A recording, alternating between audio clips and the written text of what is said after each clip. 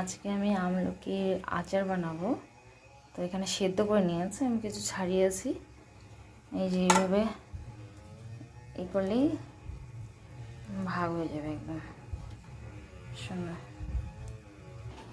চলো, এখানে কিছু মশলা অ্যাড করেছি, শুকনো লঙ্কা, মৌরি, জিরে, ধনে, এগুলো ভেজে নেবো। এবারে কড়াইতে দিয়ে দিলাম, এগুলো একটু ভেজে নেবো হালকা করে।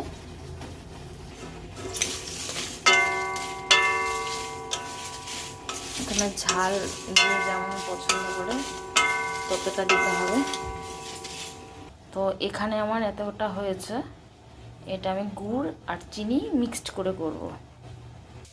এখানে আমি ফোড়নের জন্য 5 ফোড়ন দরকার ছিল, কিন্তু 5 ফোড়নটা নেই বলে জিরে, মৌরি, শুকনো লঙ্কা দিয়েছি। আমি একটু দিয়ে দিলাম।